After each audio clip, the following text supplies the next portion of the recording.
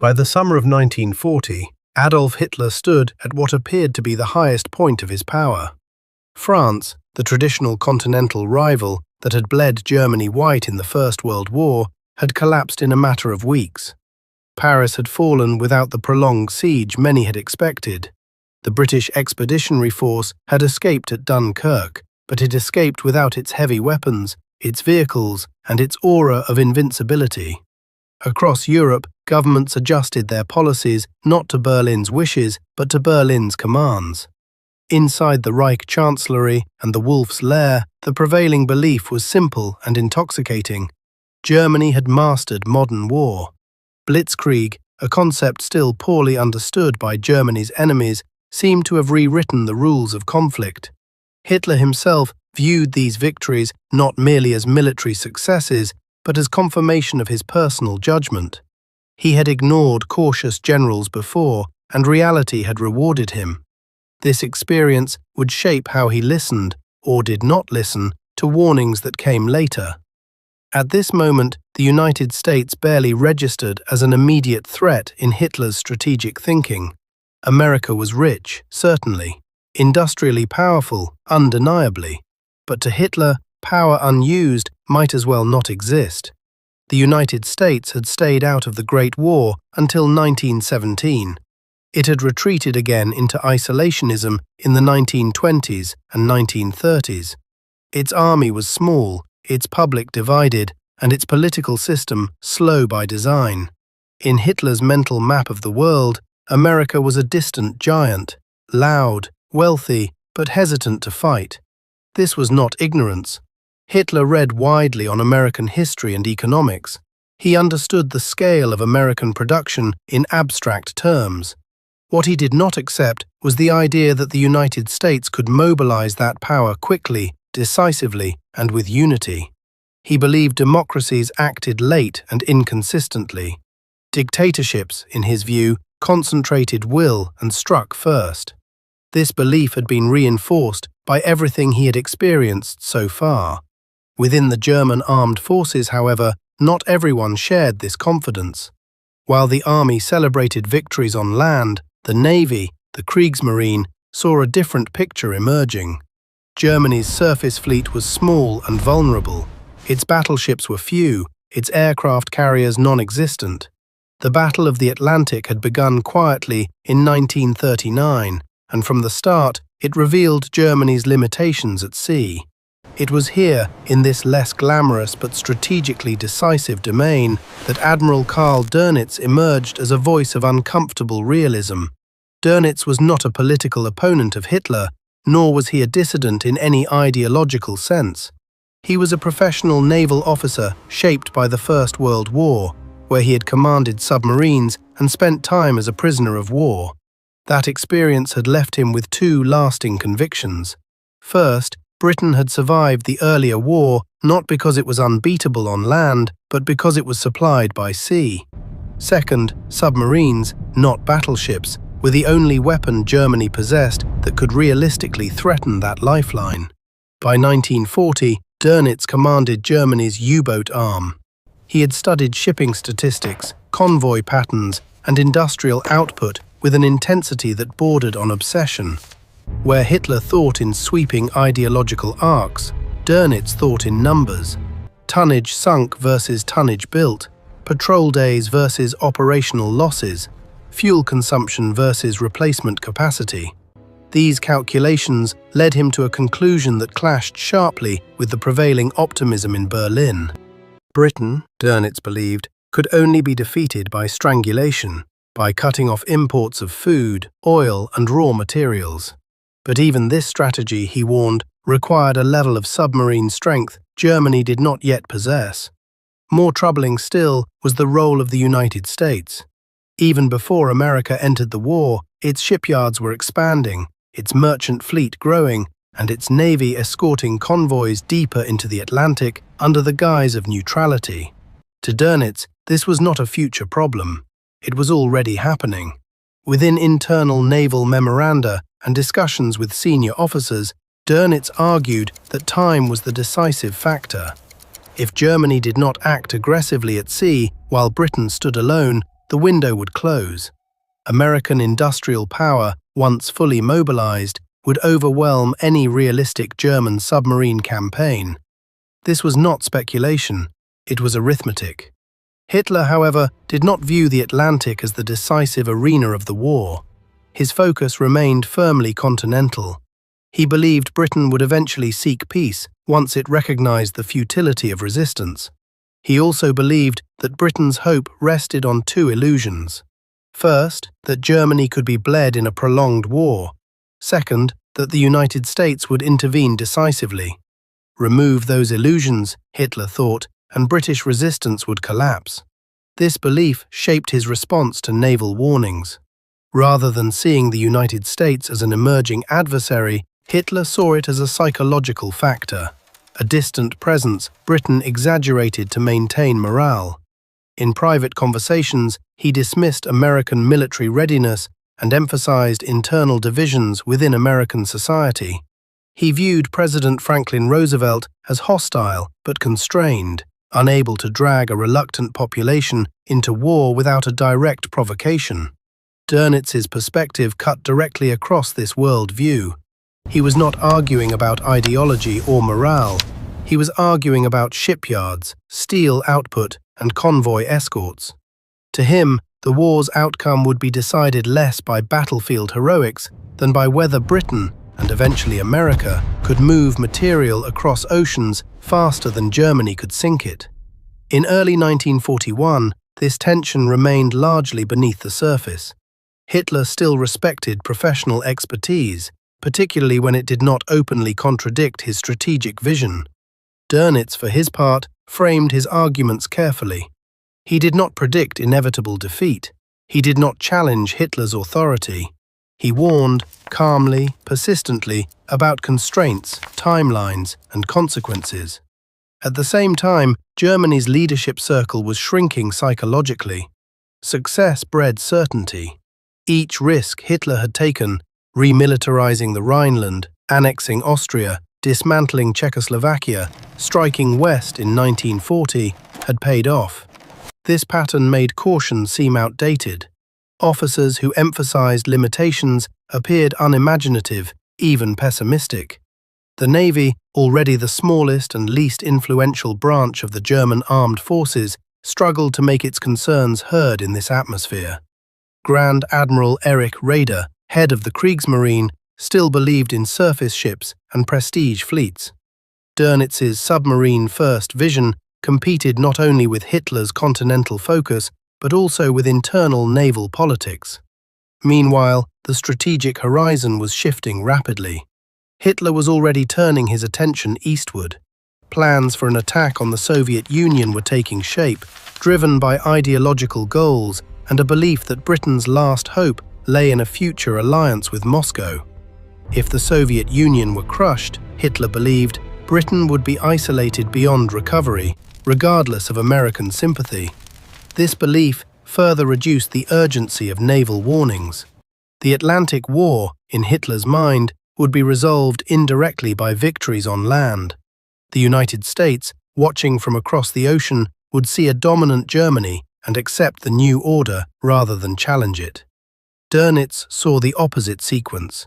He believed that the longer the war lasted, the more likely American involvement became, and the more decisive that involvement would be. He did not argue that Germany could defeat the United States directly. He argued that Germany could not afford to fight it at all. By early 1941, the stage was set for a fundamental clash of perspectives. Hitler believed time worked in Germany's favor. Dönitz believed time was Germany's enemy. One man trusted momentum and will. The other trusted statistics and experience. Both were operating within the same system, loyal to the same state, yet drawing radically different conclusions about the future. This divergence would soon matter far more than either man fully realized. By the beginning of 1941, Germany's war looked victorious on the surface, but structurally fragile beneath it. This contradiction was most visible in the Battle of the Atlantic, where results were measured not in captured cities or surrendered armies, but in tonnage, ships sunk, ships built, routes secured, routes lost. It was here that Admiral Karl Dönitz's warnings became sharper, more urgent, and increasingly uncomfortable for Adolf Hitler to hear. Dönitz's strategic thinking was shaped by a simple but ruthless calculation. Britain was an island empire. It imported the majority of its food, oil, rubber, metals, and industrial components. If those imports were cut, Britain would not merely struggle, it would collapse. But strangulation at sea required overwhelming force at the right moment. Dönitz had calculated that Germany needed at least 300 operational U-boats to break Britain decisively.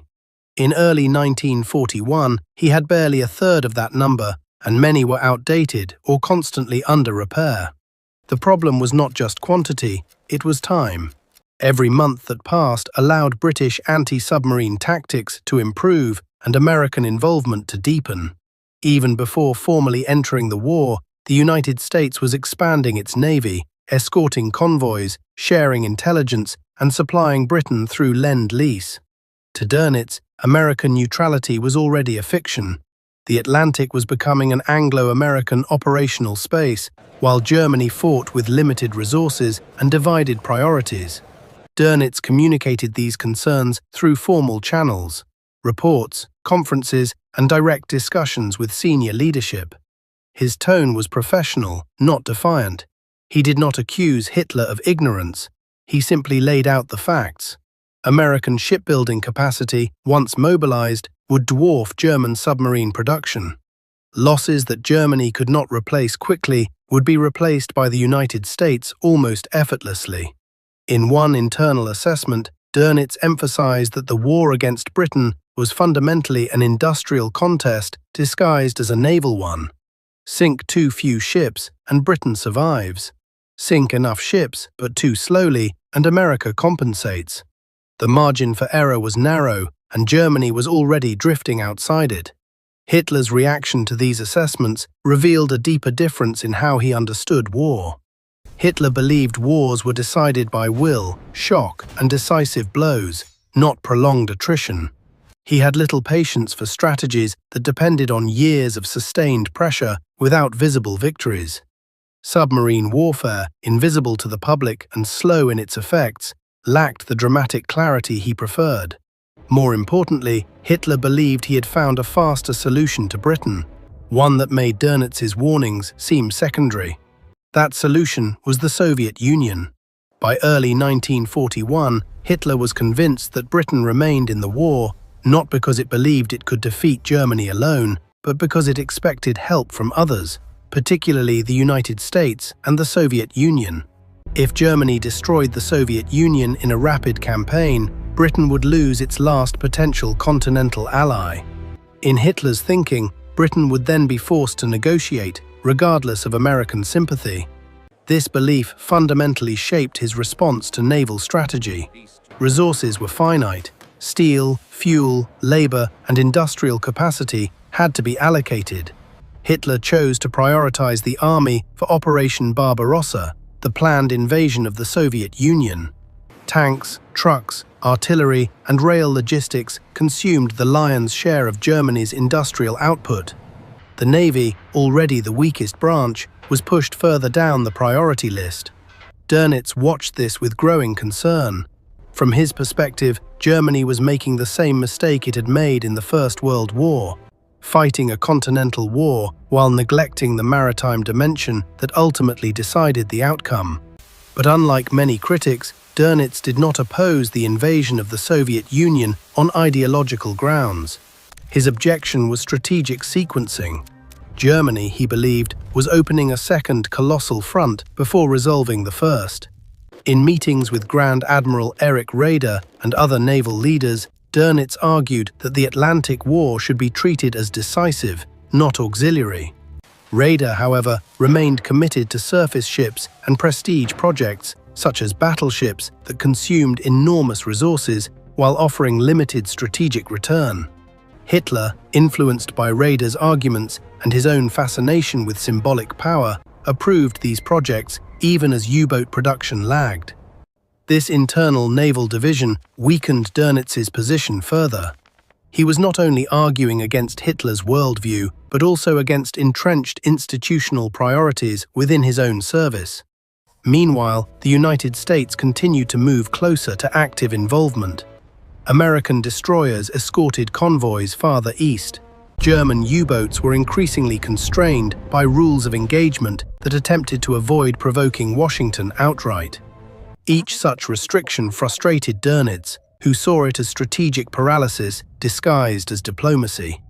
Hitler, however, viewed the United States primarily through a political lens. He believed President Roosevelt was maneuvering toward war, but he also believed Roosevelt was constrained by Congress, public opinion, and America's democratic process. Hitler assumed that unless Germany directly attacked American forces or territory, the United States would hesitate to commit fully. This assumption underestimated both American industrial momentum and political resolve. It also underestimated how quickly circumstances at sea could escalate beyond diplomatic control. By mid-1941, Dönitz's warnings had become less about possibility and more about inevitability. He no longer spoke merely of what Germany should do to win. He increasingly focused on what Germany must do to avoid catastrophic imbalance. Yet his language remained careful. He did not predict defeat openly.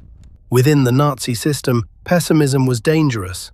Officers who framed reality too bluntly risked being sidelined or dismissed. Hitler, for his part, did not fire Dönitz or silence him, but he also did not act on his most urgent recommendations. Instead, he postponed, deferred, and diluted them. Submarine production increased, but not at the scale or speed Dönitz demanded. Strategic focus remained divided. The Atlantic War continued, but without the concentration necessary to deliver decisive results before American power fully entered the field.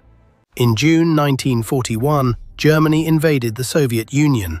For Hitler, this was the decisive gamble that would render all other strategic concerns irrelevant. For Dönitz, it marked the moment when Germany's margin for error narrowed to almost nothing.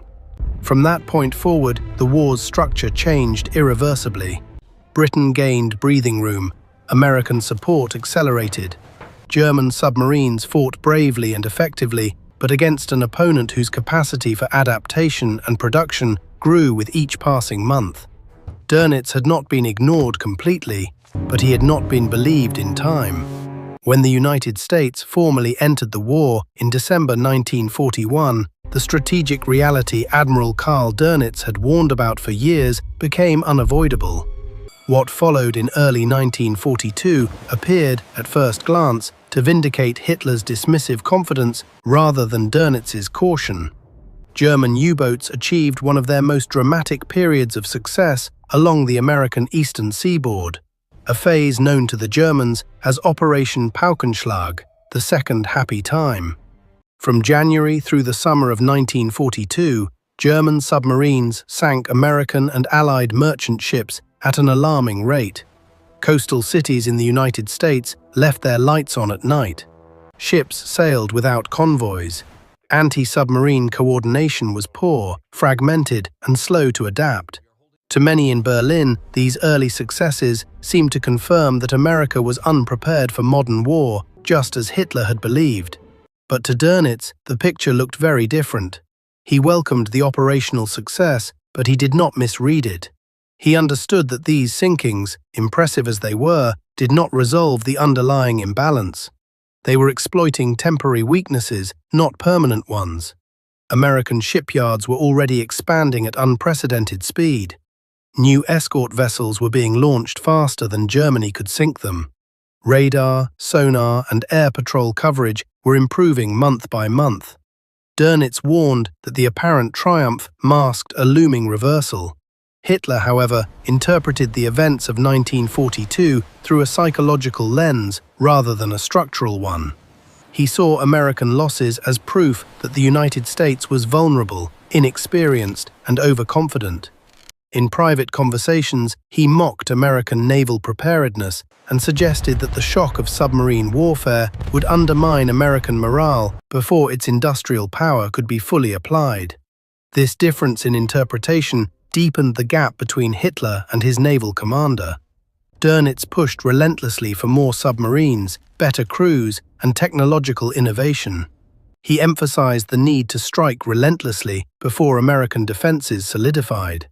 Yet even at the height of U-boat success, Germany was losing experienced crews at a rate it could not afford. Each lost submarine represented not just steel and machinery, but years of training that could not be replaced quickly. At the same time, Germany's overall strategic position was deteriorating elsewhere. The Eastern Front, initially envisioned as a swift campaign, had become a vast war of attrition. Resources were being consumed at staggering rates. Fuel shortages worsened. Aircraft production was strained. Every additional submarine required steel, engines, and skilled labor that were also desperately needed by the Army and Air Force. This competition for resources increasingly shaped Hitler's decisions. The Navy, despite its successes, remained a secondary priority. Hitler continued to believe that decisive outcomes would come from land campaigns, not prolonged maritime pressure. In January 1943, Grand Admiral Erich Raeder resigned as Commander-in-Chief of the Kriegsmarine, frustrated by Hitler's strategic interference and the Navy's declining influence. Hitler replaced him with Karl Dönitz. On the surface, this appeared to be a triumph for the submarine advocate. Dönitz now held the highest naval position in Germany. If ever there was a moment when his vision could be fully implemented, this was it. Yet the promotion came too late. By the time Dönitz assumed command, the balance in the Atlantic had already begun to shift. Allied convoy systems were standardized. Long-range aircraft closed the air gap in the mid-Atlantic. New technologies, improved sonar, radar, and depth-charge tactics dramatically increased U-boat losses. Where German submarines had once hunted with relative freedom, they now faced layered defenses that reduced their effectiveness and survival chances. Dönitz recognized the danger immediately. He ordered tactical adjustments, redeployments, and technological experimentation, including the development of new submarine designs intended to restore the initiative. But innovation required time, the very resource Germany no longer had. Hitler, meanwhile, reacted to mounting losses with increasing detachment from operational reality. He oscillated between blaming commanders for insufficient aggressiveness and insisting that new wonder weapons would soon reverse the situation. This pattern was not unique to naval warfare, but it was particularly destructive at sea, where adaptation depended on sober assessment rather than ideological confidence. The core tragedy of 1942–43 lay in the illusion of success. Germany's early victories against American shipping created a false sense of strategic momentum. They delayed hard decisions and reinforced Hitler's belief that the United States could be worn down psychologically before its material strength became decisive. Dönitz did not share this illusion. His private assessments became increasingly grim. He understood that even if U-boats continued to sink ships at a high rate, Allied production would outpace losses. The war at sea was no longer about sinking ships faster than they could be built. It was about whether Germany could survive the escalating asymmetry of resources. By mid-1943, U-boat losses reached catastrophic levels. Entire patrols failed to return. Veteran commanders were lost. The Atlantic, once a hunting ground, became a killing field. Dönitz was forced to withdraw many submarines from active operations, a decision that amounted to acknowledging defeat in the central naval struggle of the war. Hitler, who had once dismissed American naval power as slow and indecisive, now faced a reality he could not undo. The United States had not only mobilized, it had transformed the strategic environment faster than Germany could adapt. Dönitz had warned of this outcome years earlier, not as prophecy, but as projection. By 1943, the war Admiral Karl Dönitz had tried to prevent was fully underway, and unfolding exactly as he had feared. The Atlantic was no longer a contested space. It was increasingly an Allied-controlled system of routes, bases, air cover, and industrial pipelines stretching from North America to Britain and beyond. Germany was still fighting, still sinking ships, still deploying submarines, but the strategic equation had irreversibly shifted. For Dönitz, now commander-in-chief of the Kriegsmarine, the situation was brutally clear. The Battle of the Atlantic was being lost, not because German sailors lacked courage or skill, but because Germany had entered an industrial war it could not mathematically win. Every operational decision he made was constrained by realities that no longer allowed for decisive outcomes. Hitler, however, did not fully internalize this shift. By this stage of the war, Hitler's leadership style had hardened. He no longer tolerated strategic debate in the way he had earlier. Conferences became one-sided. Reports that emphasized limitations or irreversible trends were treated as expressions of defeatism rather than professional analysis. Successes, even minor or temporary ones, were seized upon as proof that perseverance would eventually bring reversal. Dönitz found himself in an impossible position. As head of the Navy, he was responsible for executing Hitler's orders. As a professional officer, he understood that those orders were increasingly detached from reality. The technological race at sea illustrated this tension perfectly. German engineers were developing advanced submarine designs, including boats capable of longer submerged operations and higher underwater speeds. These innovations, particularly the later Type 21 concept, had the potential to challenge Allied anti-submarine dominance. But development, testing, and mass production required time, stability, and uninterrupted industrial capacity. Germany had none of these. Allied bombing campaigns targeted shipyards, engine factories, and transportation networks. Skilled labor was scarce. Fuel shortages disrupted training and deployment. Even when new boats were completed, crews often lacked sufficient preparation.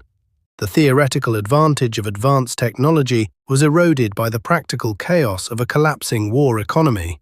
Dönitz repeatedly emphasized that deploying untested systems prematurely would only lead to further losses. Yet pressure from Hitler and the broader leadership demanded action, visible action, regardless of readiness. The same pattern that plagued German tank and aircraft programs now applied to submarines. Prototypes were rushed, flaws overlooked, and expectations inflated. At the same time, Allied coordination reached levels Germany could not match. British and American naval forces operated as a unified system. Intelligence sharing, particularly through signals interception, allowed convoys to be rerouted away from U-boat concentrations. Air coverage extended across previously vulnerable zones. Escort carriers brought aircraft directly into submarine hunting areas. To Dönitz, this integration was decisive. It confirmed his long-held belief that Germany's enemies, once fully mobilized, would combine resources in ways Germany could not counter.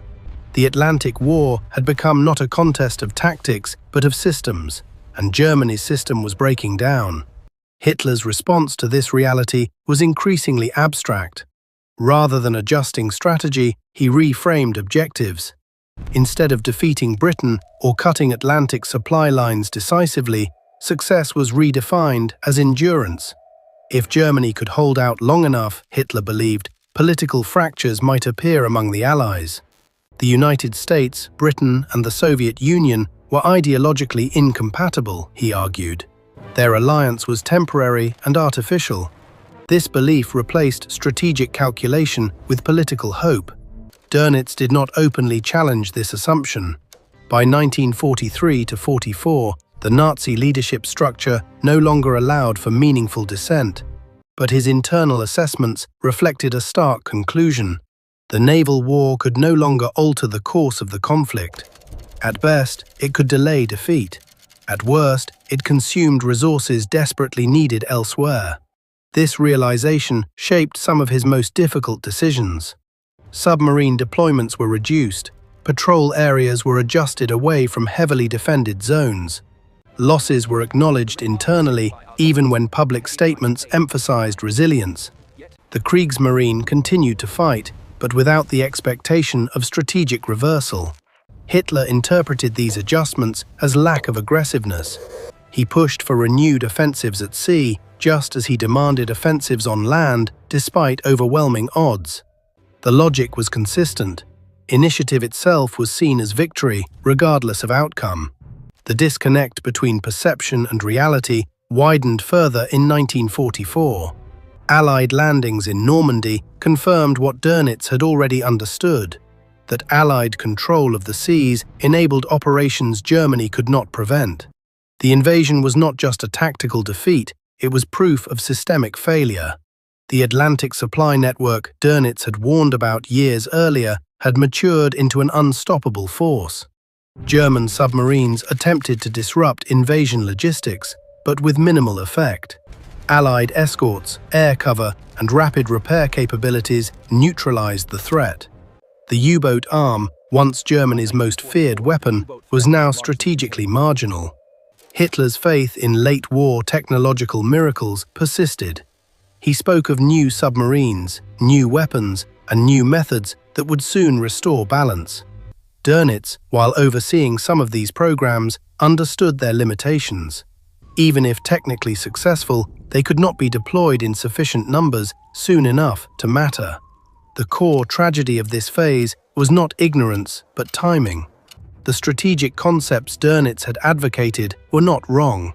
Concentrated submarine warfare early in the war might have produced decisive effects. But implemented late, under bombardment and resource collapse, those same ideas became gestures rather than solutions. By late 1944, the question was no longer whether Germany could defeat the United States at sea. It was whether Germany could survive at all. The naval war had ceased to be a path to victory and had become a record of missed opportunities. Dönitz remained loyal to the regime and continued to execute his duties. But the professional clarity that had once driven his warnings now framed his understanding of the end. The United States had not only entered the war, it had reshaped it entirely. Hitler had not fired the admiral who warned him in time. He had promoted him when it no longer mattered. By early 1945, the war Adolf Hitler had once believed he controlled had collapsed into fragments, militarily, economically, and psychologically. Germany's cities were burning under sustained bombing, its armies were retreating on every front, and its allies had either surrendered or defected. The Atlantic War, once imagined as a path to forcing Britain into submission or deterring the United States, had become a closed chapter. The outcome was no longer in doubt. It was in this terminal phase of the Third Reich that the full irony of Karl Dönitz's career reached its peak. Dönitz had not been removed when his warnings were most relevant. He had not been dismissed when he argued that American industrial power would decide the war.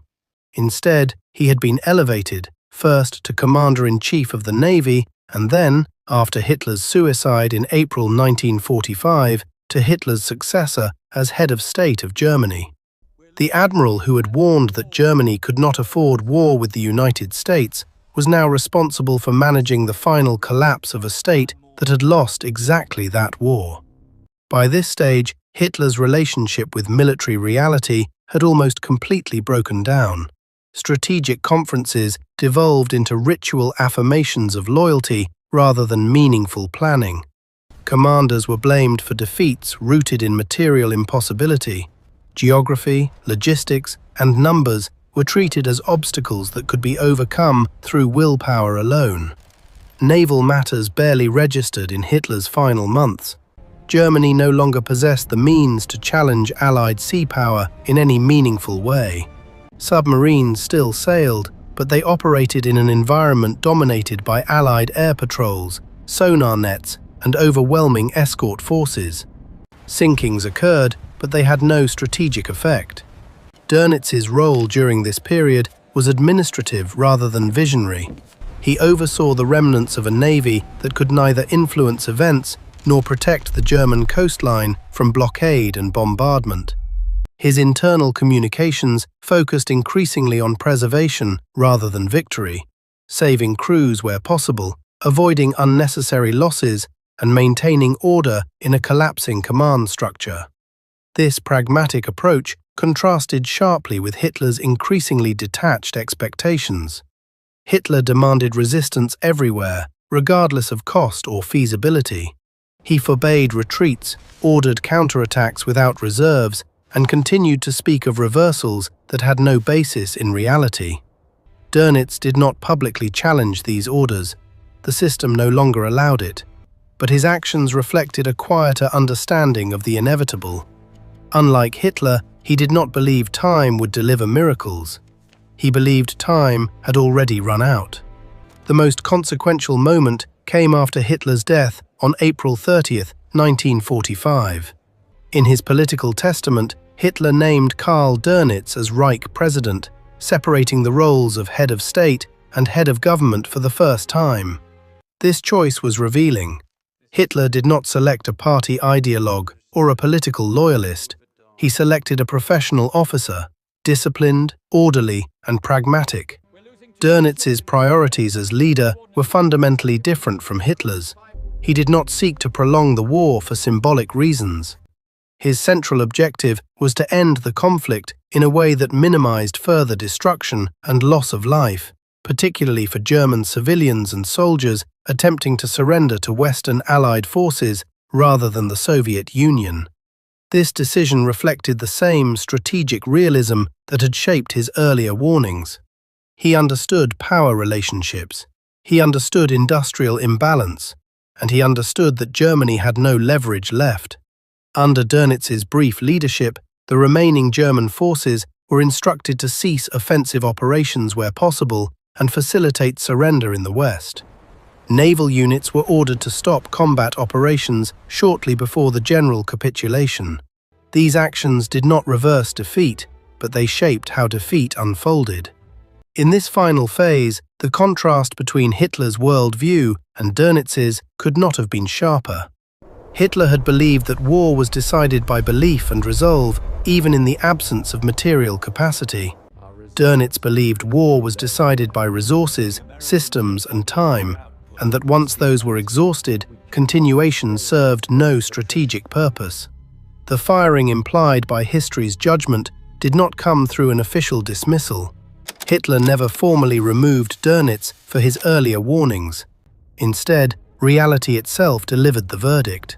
Every prediction Dönitz had made about the United States, its production, its adaptability, its ability to dominate the Atlantic, had come true. The tragedy was not that Hitler ignored expertise entirely. It was that he recognized it too late. By the time Dönitz's perspective shaped policy, there was nothing left to shape. Germany's defeat was not caused by a single decision or personality, but the failure to align strategy with material reality, particularly regarding the United States, proved decisive. The war at sea had been the hinge on which global power turned, and Germany had entered that contest underprepared and overconfident. Dönitz's career ended not in vindication, but in management of collapse. His warnings were historically accurate, strategically sound, and ultimately irrelevant to the outcome, not because they were wrong, but because they were not acted upon when action still mattered. When the war ended in May 1945, the ruins of Germany told a story far larger than any single battle or leader. Cities lay flattened, industries shattered, and millions displaced. Yet behind the physical destruction lay a deeper strategic failure, one that had been visible years earlier to those willing to measure power honestly. Among them was Admiral Karl Dönitz, whose warnings about the United States were not dramatic predictions, but sober conclusions drawn from numbers, logistics, and experience. History would later strip away the myths that surrounded the Third Reich's downfall. Germany did not lose because its soldiers lacked bravery. It did not lose because its weapons were inferior in design. And it did not lose because a single admiral was ignored or a single decision went wrong. Germany lost because it entered a global industrial war against an opponent whose economic capacity, once mobilized, was fundamentally beyond its reach. The United States represented a type of power Hitler never truly understood. Hitler viewed strength primarily through the lens of will, ideology, and decisive action. His successes before and during the early years of the war reinforced this worldview. He believed that enemies collapsed when confronted with speed, shock, and psychological dominance. This belief worked against France. It worked against smaller European states. It even worked, temporarily, against Britain on land. But the United States did not operate on the same logic. American power was slow to awaken, but once activated, it was systemic. It was not built around a single campaign or theater, but around production lines, training pipelines, logistics networks, and global coordination. Shipyards launched vessels faster than Germany could destroy them. Aircraft factories delivered planes in numbers that overwhelmed qualitative differences. Training programs replaced losses at a pace Germany could not match. Dönitz had understood this early. His assessments were not based on admiration for the United States, nor fear, but realism. He saw that submarine warfare could only succeed if it delivered decisive results before American mobilization reached full scale. Once that threshold was crossed, the balance would shift permanently. That is exactly what happened. The Battle of the Atlantic became the clearest demonstration of this imbalance. Germany's U-boat arm fought with determination and tactical skill, but it was drawn into a contest of endurance. Every submarine lost weakened Germany disproportionately. Every Allied ship lost was absorbed by production schedules already accelerating beyond wartime precedent. By 1943, the outcome was no longer uncertain. Allied control of the seas enabled operations that Germany could neither prevent nor counter. From the sustained bombing of German industry to the landings in Italy and Normandy. Sea power was not a supporting element of victory. It was the foundation on which all other Allied successes rested. Hitler's failure was not ignorance of American strength in theory. He spoke often of America's wealth and scale. His failure lay in dismissing how quickly that potential could be converted into military reality, and how completely it would dominate once unleashed. Dönitz's firing, implied in the title of this story, did not occur in a literal sense. Hitler never removed him for warning about the United States. Instead, the true firing was strategic marginalization. Dönitz's analysis was acknowledged but postponed, respected but not prioritized, until circumstances rendered it irrelevant. This distinction matters. The narrative of villain and hero oversimplifies history. Dönitz was not a moral opponent of the Nazi regime, nor a savior figure. He was a loyal officer who believed in Germany's cause while recognizing its limits. Hitler was not irrational in every respect. Many of his early decisions were calculated and effective. The tragedy lay in the widening gap between ideological belief and material reality. Once that gap became too large, no amount of resolve could bridge it. After the war, historians examining German archives found that many of the regime's internal assessments acknowledged the same constraints Dönitz had identified. Reports spoke of fuel shortages, production bottlenecks, and training deficits. Yet these acknowledgements rarely translated into strategic restraint. Germany continued to expand commitments while its capacity to sustain them shrank. The United States, by contrast, aligned strategy with capacity. It chose theaters carefully, coordinated allies effectively, and ensured that operations were supported by overwhelming logistical depth. Victory was not dependent on flawless execution, but on structural advantage. This is why the question embedded in this story is ultimately larger than any individual. Can belief overcome imbalance? In Germany's case, the answer was no. The war demonstrated that modern conflict is not decided solely by courage or genius, but by systems, economic, industrial, and organizational. Germany excelled at innovation and tactical brilliance. The United States excelled at scale, sustainability, and adaptation. Once those strengths were fully engaged, the outcome became inevitable. Dönitz's legacy, therefore, is not one of triumph or redemption. It is a case study in accurate analysis constrained by political reality. He identified the decisive factor of the war, American industrial power, and warned that Germany could not outlast it.